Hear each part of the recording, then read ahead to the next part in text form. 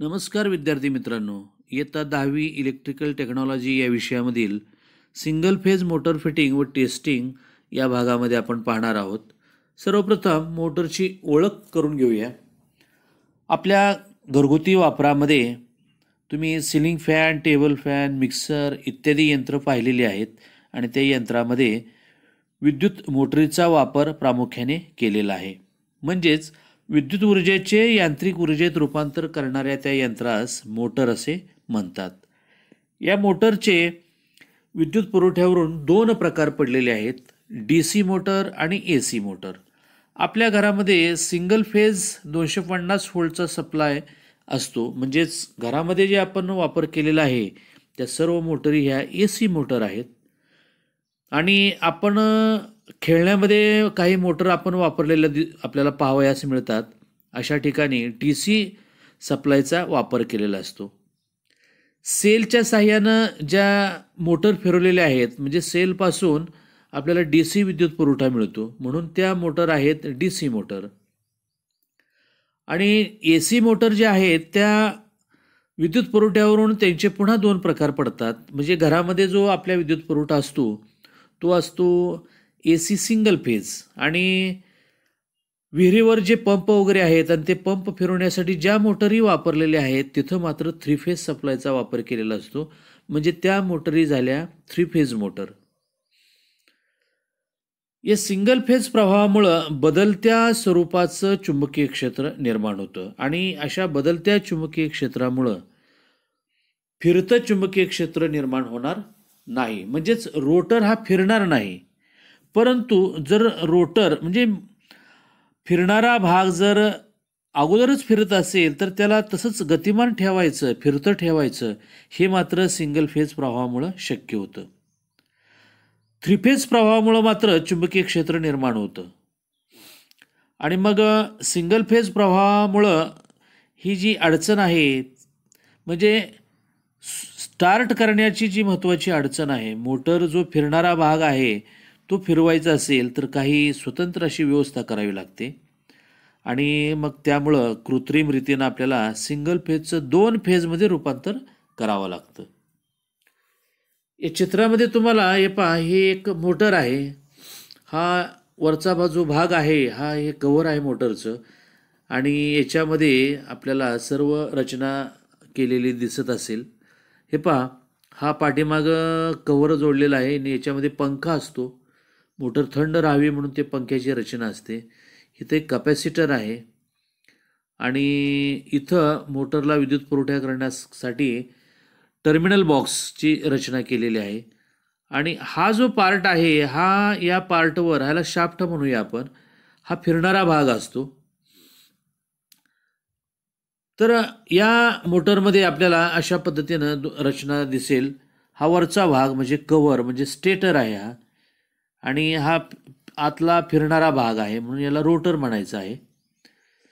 पहा, अशा पद्धतीनं हे वरचं दिसणारं कव्हर होतं आपल्याला. आणि ह्या आतमध्ये हा जो स्थिर भाग आहे हा लॅमिनेटेड सिलिकॉन स्टीलच्या पट्ट्यापासून तयार केलेला असतो. म्हणजे हा एवढा जो भाग आहे हा लॅमिनेटेड तयार केलेला असतो, म्हणजे चकत्यांच्या साह्यानं. यापूर्वी आपण ट्रान्सफॉर्मरच्या प्रकरणामध्ये पाहिलेलं होतं. त्या पद्धतीनंच इथं हा चकत्यांच्या साह्यानं तयार केलेला असतो. आणि त्यामध्ये वाइंडिंगच्या स्वरूपामध्ये कंडक्टर बसवलेले असतात. म्हणजे अशा पद्धतीनं पहा, इथं कंडक्टर्स असे बसवलेले असतात. आणि हा फिरणारा भाग आहे. हा फिरणारा भाग स्क्विरल केज पद्धतीचा असतो. केज म्हणजे पिंजरा.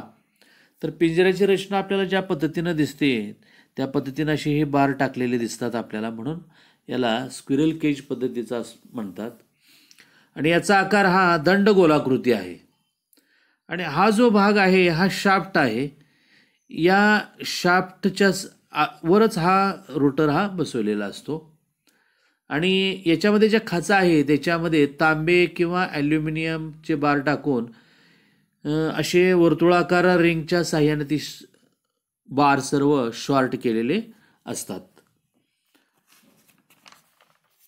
सिंगल फेज मोटरचे प्रकार पाहूया आपण. मुख्य 3 प्रकार आहेत. इंडक्शन मोटर, त्यानंतर युनिव्हर्सल मोटर आणि तिसरा प्रकार आहे रिपल्शन मोटर. इंडक्शन मोटरचे प्रकार पाहूया. पहिला प्रकार आहे स्प्लिट फेज मोटर, दुसरा प्रकार आहे कॅपॅसिटर मोटर आणि या कॅपॅसिटर मोटरचे पुन्हा 3 प्रकार पडले. Capacitor start motor, permanent capacitor motor आणि तिसरा प्रकार capacitor start capacitor run motor. आणि इंडक्शन मोटरमधील तिसरा प्रकार असेल शेडेड पोल मोटर. त्यापैकी आपण पहिला प्रकार पाहूया स्प्लिट फेज मोटर. तर या प्रकारच्या मोटरमध्ये हे पहा, सुरुवातीचं जे फिरणारं जे चुंबकीय क्षेत्र आहे ते तयार करण्यासाठी अशा 2 वाइंडिंगची रचना केलेली असते. एक या वाइंडिंगला मेन वाइंडिंग म्हणूया आणि या वाइंडिंगला स्टार्टिंग वाइंडिंग म्हणूया. आणि या दोन्ही वाइंडिंग 90 अंशाच्या कोनामध्ये बसवलेले असतात. मेन वाइंडिंगचा विरोध हा अतिशय कमी आणि तर स्टार्टिंग वाइंडिंगचा विरोध हा जास्त असतो. इंडक्शनच्या तत्वानुसार रोटरमध्ये इथं रोटर दाखवलेला आहे बघा, केज रोटर म्हणलेला आहे, म्हणजे हा फिरणारा पार्ट असतो मोटरमधील, म्हणून याला रोटर म्हणायचं.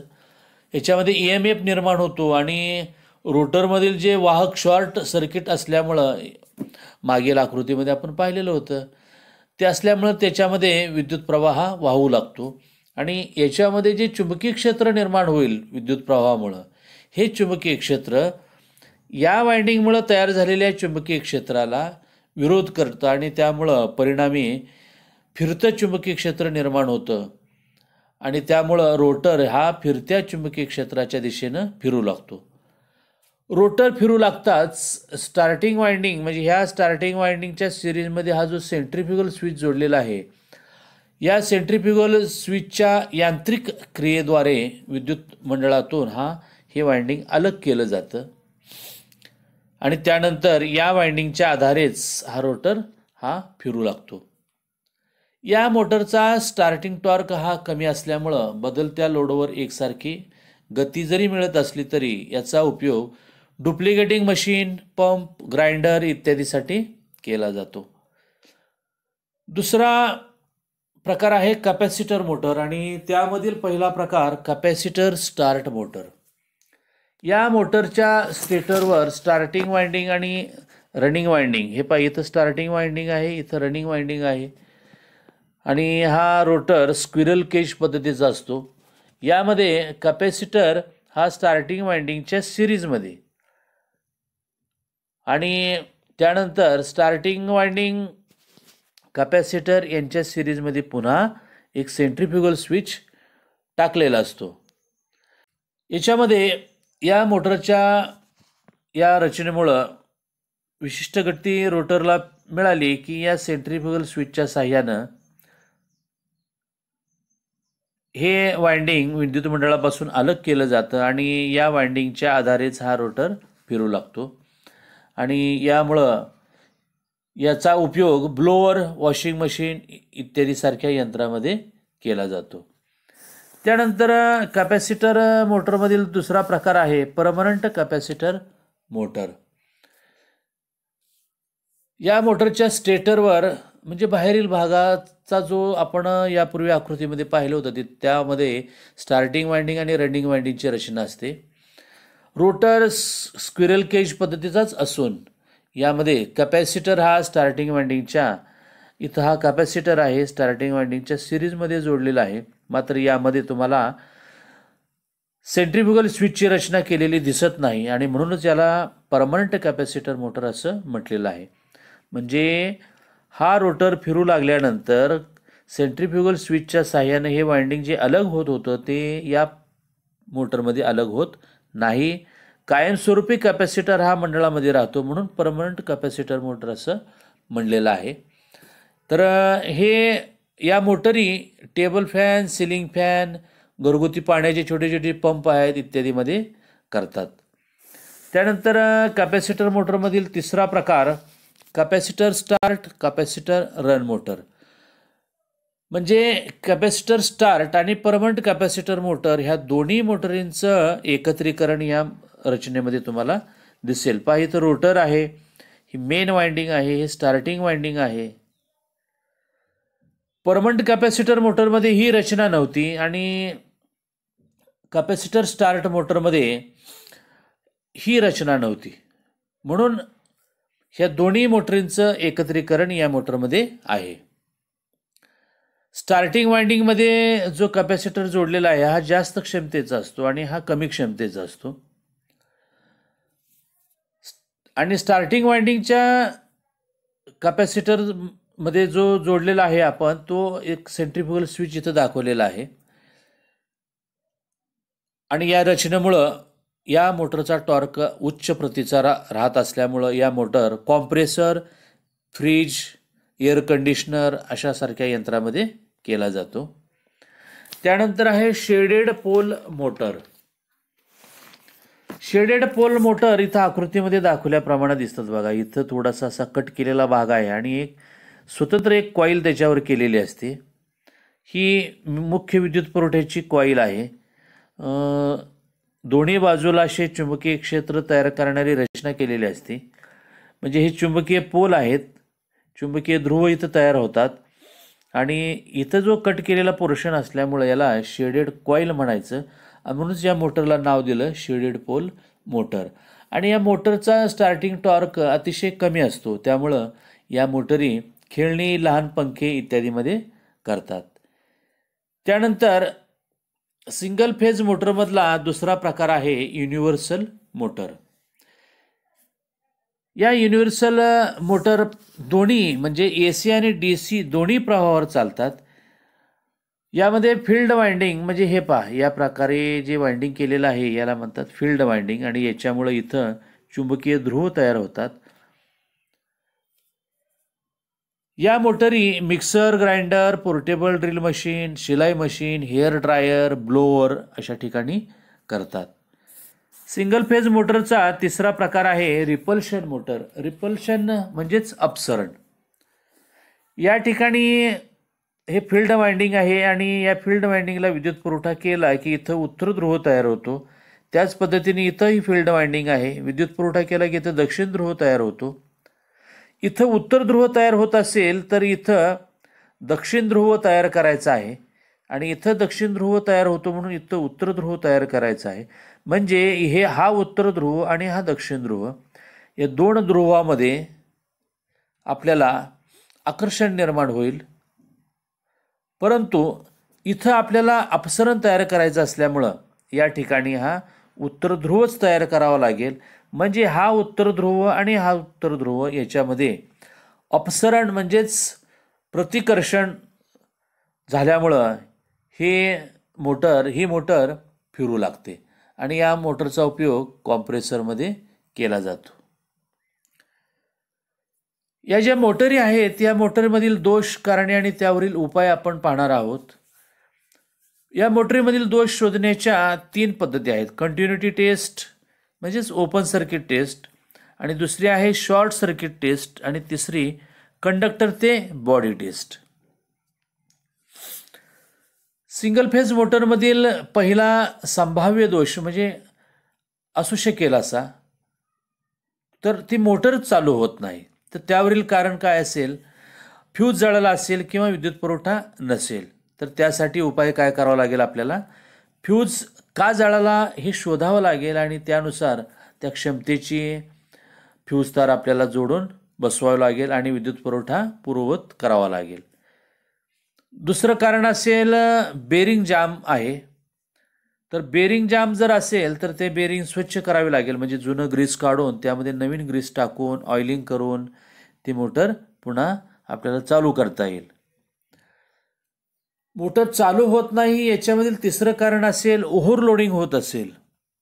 म्हणजे क्षमतेपेक्षा त्या मोटरला जर आपण मोठं उपकरण जोडलं असेल तर त्याला ओव्हरलोडिंग आपण असं म्हणूया. तर ते कारण शोधून त्याचं उत्तर शोधून आपल्याला ते नियंत्रित त्याच्यावरचा लोड द्यावा लागेल.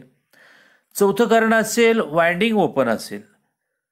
तर हे वाइंडिंग ओपन असेल तर मल्टीमीटर किंवा सिरीज टेस्ट लॅम्पच्या साह्यानं ते शोधावं लागेल आणि मोटर ही रिवाइंडिंग करून घ्यावी लागेल. त्यानंतर पाचवं कारण असेल कॉईल किंवा वाइंडिंग ही शॉर्ट असेल. त्यासाठी मल्टीमीटर किंवा सिरीज टेस्ट लॅम्पच्या साह्यानं शॉर्ट सर्किट दोष शोधायचा आहे आणि त्यानंतर मोटर रिवाइंडिंग करावी लागेल आपल्याला. मोटर चालू होत नाही यासाठी 6वं कारण असेल वाइंडिंग हे ग्राउंड झालं असेल. त्यासाठी सिरीज टेस्ट लॅम्पच्या साहाय्यानं वाइंडिंगमधील ग्राउंड दोष आपल्याला शोधावा आणि त्यानंतर मोटर खोलून त्यामधील खराब कॉईल बदलावी किंवा मोटर रिवाइंडिंगला द्यावी. संभाव्य दोष दुसरा असेल मोटर प्रमाणापेक्षा जास्त गरम होते. तर त्यासाठी कारण असेल ओव्हरलोड होत असेल तर त्यावर आपल्याला उपाय काय करावा लागेल तर लोड त्याच्यावरील कमी केला पाहिजे. दुसरं कारण आहे बेरिंग झिजली असेल किंवा जाम झाली असेल. बेरिंग झिजली असेल तर बेरिंग बदलणं योग्य होईल आणि जाम झाली असेल तर स्वच्छ करून ग्रीस लावावं.